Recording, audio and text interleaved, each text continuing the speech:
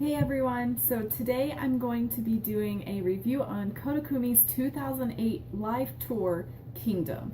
And I'm really excited about this one. It's going to be my second review of a Koda Kumi tour. I do plan on doing future tours for Hamasaki Ayumi and Amuro Namie. So look forward to those and I will keep you posted. So let's go ahead and get started on the Kingdom tour. First of all, we have the opening movie, and the theme behind this, obviously the title for that album that came out in 2008, known as Kingdom. So we're keeping with this princess theme. So it starts out where she's a princess in this kingdom and she finds a prince and she falls in love with him.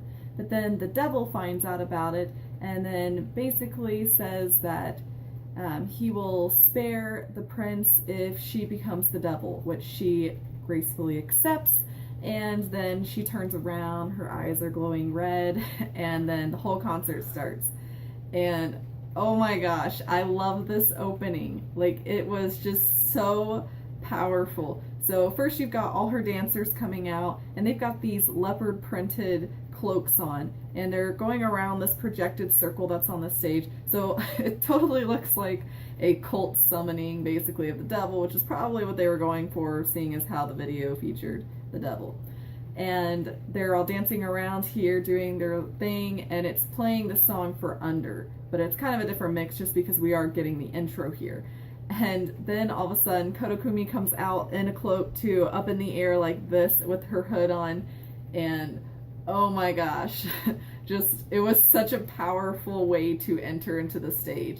And then she comes down and then she starts singing Under. And I love and adore the song Under. If you watched my review for Koda Kumi's Kingdom album, you should know that. I will put a link down to that review in the comments below if you're interested in watching that as well.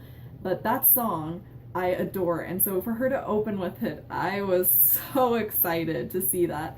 And she just starts dancing along with everybody. The performance of Under, though, was flawless and gorgeous, and it really got the crowd pumped up and ready for the rest of the show and just set the whole mood for the entire concert.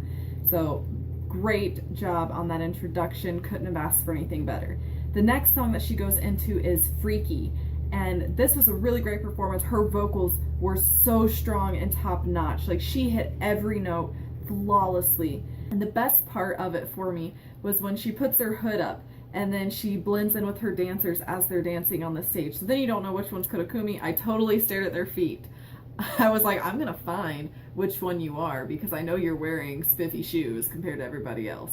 So then all of a sudden, here she comes flying up on a cable, one-armed, and she flies up and then lands on the balcony of the Kingdom set that's behind her for like a palace or a castle. And then she throws her whole cloak off. She throws her whole cloak off, and then she just starts picking up right where she left off singing, and she's got this gorgeous outfit on. It's pretty much like an Arabic thing. It reminds me of Princess Jasmine from Disney, but it's gorgeous, and it's like a, I think it's purple. It's like a purple blue kind of color, but it's got this kind of corset part around the center that's got all this bling and jewels on it, and it is just so beautiful. And then she's got these bracelets as well that part of the fabric from the back of her outfit connects into, and her nails, and she just looks absolutely flawless and beautiful. And I probably use that word a lot, so forgive me, but it is such a gorgeous outfit. Like, it's probably one of my top favorites out of all of her concerts. I really loved it.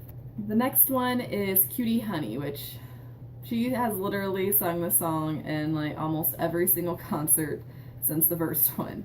And I don't hate this song. Like, I really do like this song. It's just, it's very overplayed. It's like, I know that for me, it just keeps going.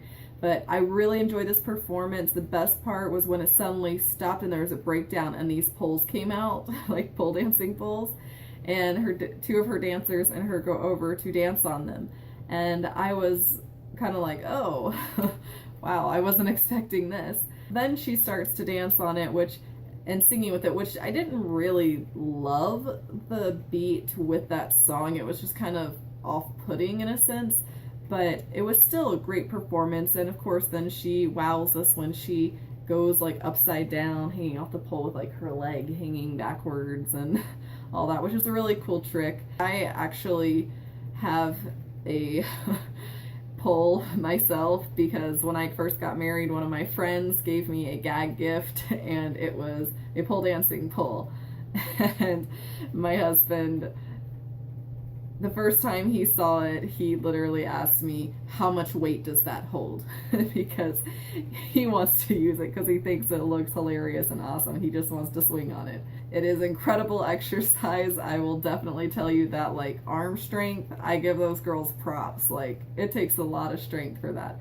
But it's really fun recreational activity, and it's a great conversation piece when people come over. So I won't lie, like, when I was watching this, I was like, well, that wasn't a very difficult move. Like, why is she doing that? Like, all she's doing is, like, walking around this pole. But then she went upside down, so I was like, oh, okay. I'll give her some props. That took a little bit more strength there. All in all, though, I do give her full points because she did definitely give us a different version of this song, and it was refreshing to see something different done with the song rather than her just singing the typical one that we're used to and her just going like this the entire time. The next song she goes into is Himitsu, which is a newer song as well from the Kingdom album. So I was really excited to hear this song as well. I kind of was interested to see how she would perform this one, and I couldn't be more thrilled when she started to actually have like a choreographed dance for a slower song. Because it's not quite a ballad, but it's definitely not an upbeat, really exciting song in a sense. But it was so great to see her actually do a dance, because I mean, let's admit, we all get really tired when it gets to the ballad section and it's just her standing there and singing or sitting there and singing. It just kind of drags on. And when you're watching it on a DVD, I'm sure when you're live it's a whole nother story because you're hearing the power of the voice in person. But to watch it on the DVD, sometimes it just gets kind of boring. But I was so excited that she had a little bit of a dance. The only downside was that I wish she kept with that dance the entire time she sang it. I mean, definitely her dancers kept up with it, but then she stopped after the first part to just sing, which I understand. I mean, keeping the focus on the vocals and the voice, making sure she's staying in the right type of range.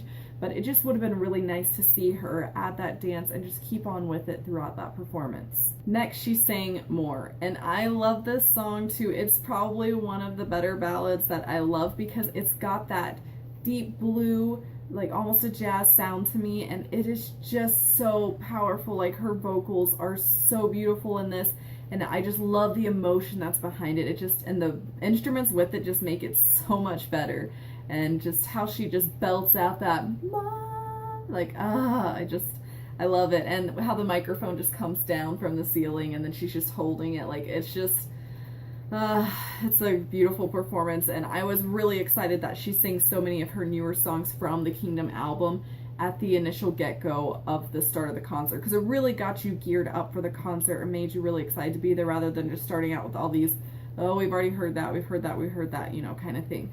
So I appreciate that she actually kind of took a different direction there. Ending this segment, she went into the song Last Angel feat. Hoshinki, which we know from the Kingdom album and her Last Angel single. And I really do enjoy this song. It's a little disappointing to not see Hoshinki singing it with her, but I mean, it's understandable. Obviously, they're separate artists, so they can't always be at each other's tours all at the same time. I know she did perform it live in her Black Cherry tour, which was awesome, in the Tokyo Dome, which I will get to that one again later. But the song itself was great because you got to hear her kind of do her own version of it with just her vocals. Hoshinki, you didn't hear them in it at all, and so the parts that normally they would sing, she actually sang. So I appreciated getting to hear the song with just her version in a sense. But great song, great way to end this whole segment with another one from the actual Kingdom album.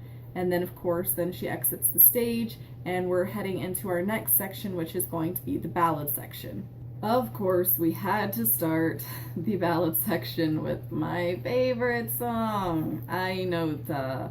Granted, this is probably, other than her Black Cherry tour, this is like the second time at the time period that she actually had really sung this song live technically, and it was included on the Kingdom album, so it makes sense to have this song in there. But obviously when I go back and watch them and I've heard this song 50 million times, I'm like, oh, here we go again. But regardless, for it being 2008 and this being an actual song included on her Kingdom album, I did thoroughly enjoy it. It was a really good performance, and her outfit looks gorgeous. I always wonder how she gets those hats to stay. I just assume it's got like a ton of bobby pins in there to keep those things like half sideways on her head. But she comes out on the piano laying there, as she's singing the song, and it's gorgeous. It reminds me of her Secret tour when she sang, I believe it was Pearl Moon, when she's sitting on the piano there as well. But it was a really beautiful song, gorgeous, really set the mood for the ballad section, of course. The next song was from her 2005 album Secret, and it was Hands.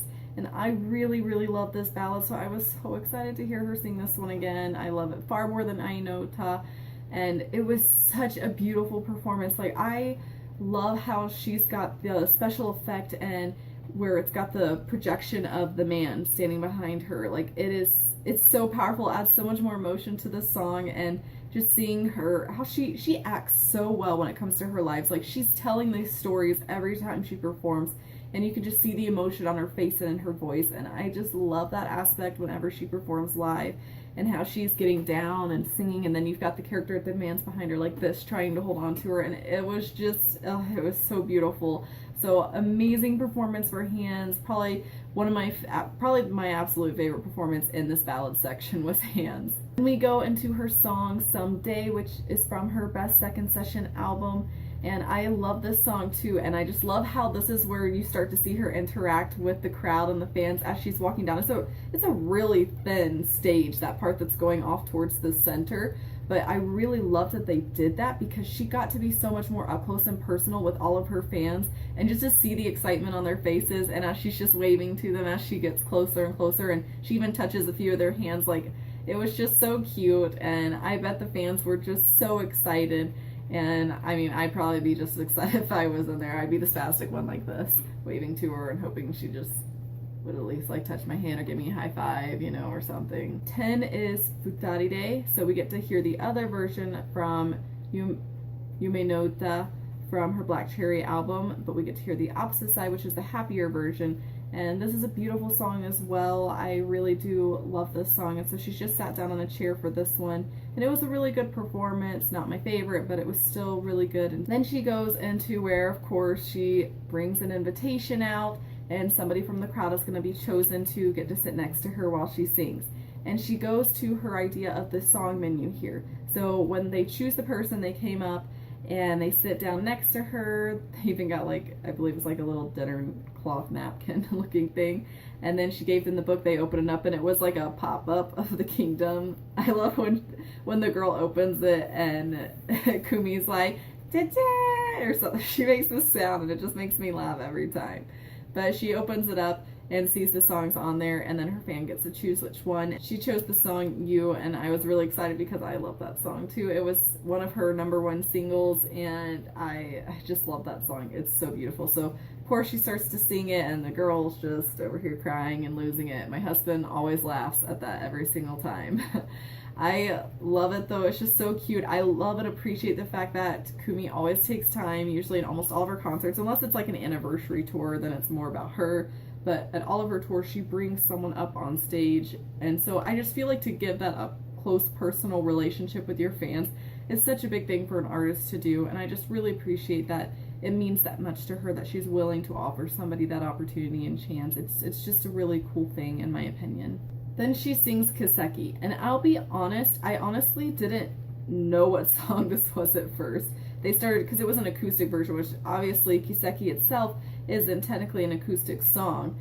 And so when they started just singing Just Like Paradise, they're like, "Just like paradise." I was like, wait, what? Like, have I heard this song before? And then once she started singing, I was like, oh, duh. I was just confused because that's in the chorus, and for some reason I was trying to think of some song that started out with Just Like Paradise. But it was a really beautiful version of it. I really enjoyed hearing this acoustic sound for that song. I was a little disappointed that she didn't try to hit that high note, like, I'm not even gonna try to get that high. But it was still a really good version of it, and obviously her voice will change over time, and in her Secret tour she does hit that high note, so I do get to hear it once live, so that was very satisfactory in that one, which I'll review that one too. I've got all of them on my list.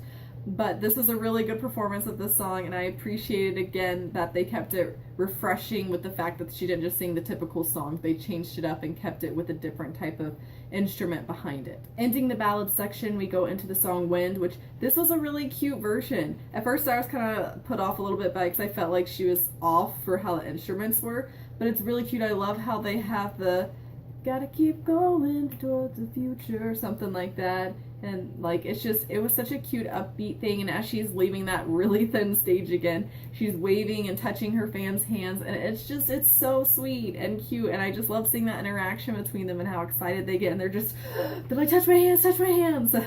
And I love that. She's just so interactive with them, and just to see that smile on her face, she knows how much it means to them, and you can tell it means a lot to her. And so it was a really great way to end that whole ballad section. It was a really long ballad section. When you watch it through, I think it's like 40 minutes or something like that, and so it was kind of hard for me to sit through. But the first time I was really into it, because anytime it's the first time I'm watching a tour, I'm like staring at the TV nonstop. But it was a really great way to end it. So then we head into our next section. So after Wind, we head into our interlude video here, and in this one it's showing that she becomes this princess again, like she's no longer the devil, but she had sealed away her emotions or her feelings into this portrait, and so she goes over towards the portrait and basically touches it, long story short, and then is like transported into this wonderland and going back into her feelings. So this is where we kind of get into that happy-go-lucky cutie section. I will admit, like when it came to the videos, the English wasn't terrible in it, but some of the ways that they worded things was a little bit funny. Like I love when they say things like, and then my heart is happy, or something like that. Like it makes me smile. It's so cute. So then of course, ending with where she goes into the portrait, we go into the song Wonderland, which I was surprised that they actually decided to sing this one from the album, because I feel like some albums she'll sing every song, other ones she won't. I don't really know why, but she chose this song, and I don't like hate that song. I actually really like it. I think it's super cute. It's just different, but I really don't like Alice in Wonderland. It freaked me out as a kid, and I still just don't like it. It's really cool how she comes out on the I don't know what you call them, but like the overhead wire, and it's connected to her, so she looks like she's walking, and they've got this whole screen projection behind her, and it's showing all these like Wonderland type things. She's just like walking and then hopping over things. Like it was super cute. Like it's a really fun, good idea, and it went really well with the theme of the song and what they were doing there. And her outfit, it reminds me of something over in Europe. Like I don't know what to call them. I think it just reminds me of like yodeling. In a sense, I don't know why. I think it might be the braids and I don't know. I probably shouldn't go any further because I probably won't make any sense.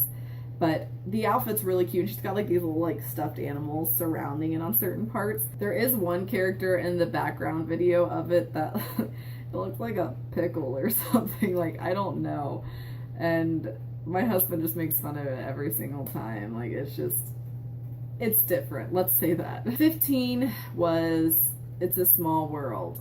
And this was like a remix of this song, and I felt a little embarrassed for her when she started to sing it, because this is a song I grew up singing like as a kid in kindergarten, and I get that it's a remix, and I do enjoy the rap part a little bit, but it's still it's such a childish song, which, I mean, I think it goes really well, the fact that there are a lot of young kids as well at the concerts, because I love when they show, like when they pan out to the crowd and you see the cute little babies, and they have like the big headphones on, and some of them are just completely passed out and asleep. They're so adorable. So I think it's cute that she's adding in almost like this childish element that's, you know, catering to the younger generation, the younger crowds that are there enjoying it, because they're like, oh my gosh, I love this song. And her English actually is really good in this song, but I still felt like it was just a little bit too childish, because the other parts of her concert can be really sexualized, so I just thought that that was kind of interesting. So then she sang Koi no Maho. Maho, I think. I don't remember how you pronounce it. Mahoi or something. I should just stop. Anyways, this is another cutesy song from the Kingdom album, so it was great to hear another addition to that. And it was actually a cute performance. The dancers all came out, and they had like these red plaid skirts and these white like go-go girl boots. And I liked the dance to it. It was cute, and some of the little actions that they did. I didn't care for the screen projection that was behind them in the video. Like, it just kind of put me off. Like, there was the guy character that she like leans in to give a kiss to, and he kind of freaks me out. Like, he looks like a creeper, and I don't like him. I was like, ugh, like, why couldn't you, like, make something cuter, or have one of her dancers just pretend to, like, kiss her? I feel like that would have been way better than some creepy animated looking guy. But it was cute to see her, like, you know, try to pretend, like, pull an arrow back and then shoot at it. It was a really cute idea. Then she goes into this song, Anytime. And for this particular song, she actually, a swing comes down from the ceiling, and she goes over to the swing and she sits on it. The swing is decorated so beautiful. There are flowers all up and down it, which matches like her outfit and the flowers that she has in her hair.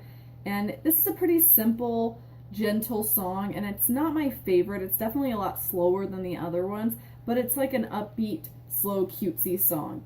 And so it is very cute and simple. I don't think it was really a great choice to be a single, honestly, but it was still a really cute performance with the swing addition.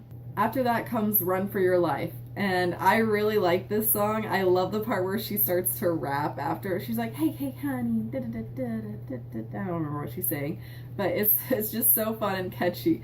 And the best part of this whole performance is when it's panning out in the crowd, and you see this lady, like, with her fan, and she is just having a time of her life. Like, this is her jam. Like, nothing is going to stop her. Like, out of the whole concert, this is her moment, and this is her jam. Like, she is just flinging this fan and doing her own little dance like she's been rehearsing this, and I could not stop laughing, and my husband was dying laughing, and I was waiting for her to, like, smack someone in the face with this. Like, she's just turning it, flipping it, and just going crazy, and I loved that.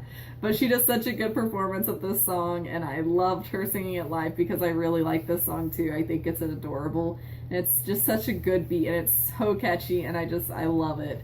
I don't really care for the music video at all. Like, I don't know, I feel like they could have done a lot more with the music video than what they did, but it is a really good song. And if you haven't noticed the fan lady, go back and watch this and look for the fan lady in this song, because she makes the whole song that much better. Then she sings Come Over, which, I mean, I'm not a huge fan of the song. It's just kind of one of those good ending upbeat songs. It is cute, and she does get the crowd involved. I like when she starts to pick off these actual, like, teddy bears from off of her skirt. Like, she's got several on there, and she, like, pulls it off and kisses it, and then she throws it into the crowd. Like, that was such a cute idea to have them, like, attached in her outfit.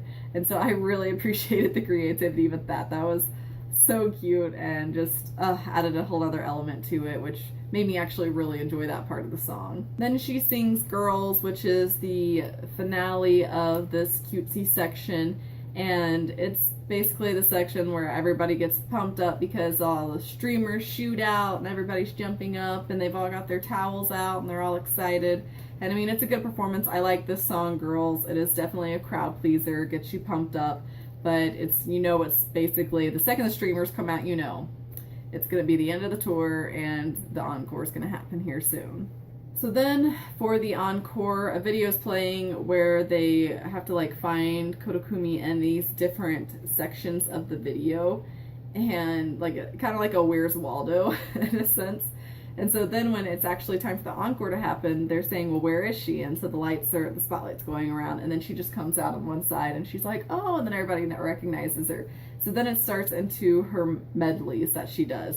And so the first song is Shake It Up. And I really actually like this, like, techno sound that's with it. It's like, oh, yoo, and it's like all like technoed out, and it's really cool. And I'm not a huge fan of, like, her ginormous overalls, but I love her pink heels. Those, I need to find heels like that because I just love them. And the pink cat goes really good. Like, she still looks like sexy as can be in it, because I feel like no matter what she wears, she always looks good, which is what probably all of us girls wish we could do. But she still pulls it off. Like, not my favorite outfit, but she still pulls it off and looks great doing it. Then, of course, after the Shake It Up little bitty section, then it goes into Butt, which I was wondering where that song was going to come in because she sings it at almost every other concert. So it was good to see her do this, and then she does it with all her girls and does the dance. And so that was definitely a great addition there, and I was glad that she did perform it, because again, I want Koda Kumi to perform as many songs off of her albums. Like, I would prefer her to play every single song off of her album. That's the purpose of the tour. If it's named Kingdom, you should play every song off your Kingdom album. That's how I feel. Then she sings Real Emotion, which it was so good to hear her sing that song again, because that was my first Koda Kumi song that I ever heard in my life. So it's such a nostalgic feel for me whenever she sings it. I'm like, and I get all excited. So I geeked out over that when she started singing it, because that one never gets old to me, because it's just got so many good memories. Butterfly is after that, which of course Cutie Honey and Butterfly we hear all the time. But so she sang Butterfly, great performance. I don't really have much to say about it. She always sings it. It was really good. Crazy for You is the next one, and I was really excited to hear her sing that, because again, like, we don't hear it as much as the other ones, but it's still a really good song from her album Feel My Mind, and I really like that song, and to see her actually like do the dance with it too was just it was beautiful and nostalgic. Then we go into the dance battle, which I was wondering where that was going to happen, because as I was watching the tour, like, when I realized we were in the encore, I was like, wait, like, where's the dance battle? There's always a dance battle. Like, she hasn't even introduced her dancers yet. Like, what? Like, is she totally changing what she normally does? And so I was kind of thrown off. So then I was really pleased to know when they did the dance battle in the encore. It was definitely a different setup than what she normally does, because as we know, the dance battles are usually somewhere in the main part of the concert. But for her to do it at the end, it was definitely different, but it's suddenly from going, like, I felt like it kind of went downhill a little bit after the ballad section. And so for it to suddenly like come back up to where all of a sudden we were back in a dance battle, I was like, oh wait, like now I'm really into it again. So it was kind of actually a really great way to end it. And so the dancing, like, I like how she changes into her, out of her pink heels and goes into like these yellow, almost like Converse looking shoes. But then they start doing a dance battle, and the dance battle is really good. I liked the beat that they used behind it. And it's always good to just see them face off. And this was more like an underground dance battle style, because they had the guys over here, the girls, and then they're like battling against each other the whole time. And so I really enjoyed that. Like, I love the dance battles though, usually. It's always super good mix and so many awesome different types of choreography, and I love it. Then the entire thing transitions very slow into Moon Crying, and I really do like this song, and it's so cute when she starts singing this song and she just starts bawling like while she's singing this, and she, like, you can just hear her voice starting to crack as she's feeling the emotion behind it. Because this is also, you have to remember, when the 2008 when the Kingdom album came out, this was also when she faced that controversy about what she had said about the amniotic fluid and all of that. So she had, from my understanding, written this song in an apology to that. So this song has a lot of emotion behind it, and it has a lot of feelings for her, because all her promotions were canceled and things like that. And so you can tell, like, she's definitely been through kind of the ringer of during this time period, during this year. And so for her to feel that emotion, then to be that connected with her audience as well, like, it just really added a whole other element. And so I really appreciated seeing that she's not afraid to show that emotion. And it just helps you remember, like, she's just a regular person like anybody else, and she goes through the same types of ups and downs that we do, but I just love that we can see that emotion coming from her. And then after Moon Crying, we of course come to the concluding song, which is going to be Walk, like it always is usually. And she did a beautiful performance on this one again. Her vocals were very top-notch and high, kept the emotion, and it's such a nostalgic song for all of us coming off of her first album, Affection, and it's flawless and gorgeous, and I just love how the audience, you can just see everybody's like this crying, and I just appreciate that and how much she puts into it, and you can tell, like, this is her moment. I liked how at the very end, while she's singing the song Walk, that she's walking up the stairs, and then they've got like this closing door, and then she like waves goodbye, and as she closes the door, it shows on the screen her in the overall outfit that she's wearing for the encore walking out, and on the right hand side it shows her in this different outfit, and then they both look at each other, and then they turn and look at you, and then it's like to be continued. And I love that, because that's the outfit she starts with for her Trick 2009 tour. And I love that tour, and we'll do that one too. But it was just the way that you can tell, like, I love seeing, like, when I go back and I like watch all her concerts in chronological order, I like being able to see how they connect to the next concert, and I'm like, oh my gosh, like, at the time then when you're watching, you're like, oh okay, like, whatever. But to see how they really connect when you watch them, like, I just think that's so cool, and I love that she connects them like that, because I feel like a lot of artists don't do that, but hers is like this continuing story, and I just love that aspect. It's so gorgeous. Then on disc 2, there are also some special features, which is of course the behind the scenes of the Kingdom tour, which is really fun to watch. If you haven't watched it, you should. I'm not going to go in depth into it. They also include all the songs that she sang at all the different venues for the song menu, so you can see each one of those that were on that menu sung, which was actually a really cool addition as well. It also shows you the live where she's singing with Toho Shinki, which I enjoyed watching that one too. So definitely some great bonus features on there, and check them out if you haven't. I'll go ahead and show you guys the version I got. I got the Blu-ray disc version. I usually get the Blu-rays just because they're all region, and that way I don't have to worry about the region codes, because I do have a Blu-ray player. Plus I am like obsessed with the high quality of it. I have several of her regular DVDs, because the Trick 2009 tour, Secret, Best First Thing or First Things, and I think there's another one, but those are not available on Blu-ray. At least I haven't been able to find them. If you know about them being on Blu-ray, please let me know, because I would love that. But they don't have those, and so comparing those to the Blu-ray versions, they are such a higher quality. Like, it might sound gross, but like I like being able to see like every detail of their face. Like if they have a sweat blob, like I want to see it. Like it's just such a crisp picture, which makes me feel like I'm there, and I just think that quality is worth it. Plus, you get great quality while I don't have to worry about the region code, which is awesome. So I would definitely recommend it. So this is the Blu-ray version that I have. Gorgeous cover there. I will admit that I'm not a huge fan of the time where she has really short hair. I think she looks gorgeous when she has her long hair. That's the back of the disc there. This is the inside, so you can see the disc. This is the one that has the tour. This disc is the one featuring the special features. This was included in there when I bought it. Just some other artists from Rhythm Zone that are available in other Kumi tours. Then it came with this foldable insert. So this has basically all the information about the tour, like basically the credits, and it gives you up here the list of songs. So it's just pretty simple.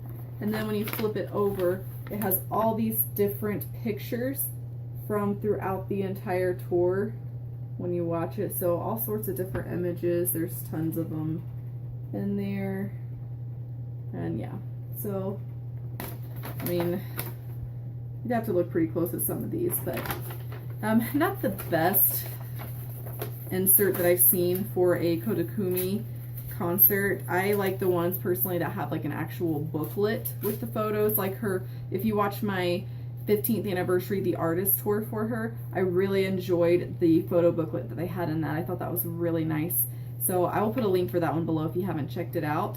All in all, I really did enjoy the Kingdom 2008 tour. I really didn't like it, honestly, the first time I watched it. I really liked the beginning section, and then the Encore section are probably my two favorites. The Ballad I felt lasted a little too long, and just that last happy segment, like I felt like the song choices weren't the best. The Kingdom album itself isn't my favorite in her discography, and it just has a different feel for me. I do enjoy it. There's quite a bit of songs. Like I wish though that she had sang like Aisho like on there. Like I love that song, so I was very disappointed that she didn't sing it.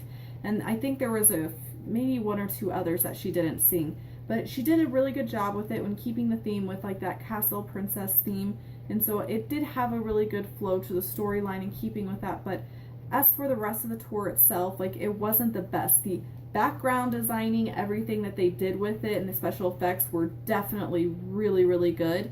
But as for the performance, some of it I felt was kind of lacking in certain sections, but it was still a really good one, but definitely not in my absolute top favorites.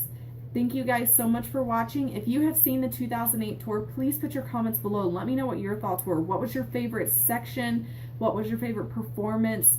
Which songs do you wish she had sang? Which ones do you wish she hadn't sang? Please let me know. And if you have other recommendations for live tours for artists, let me know that as well. Thank you guys again, and I will see you next time.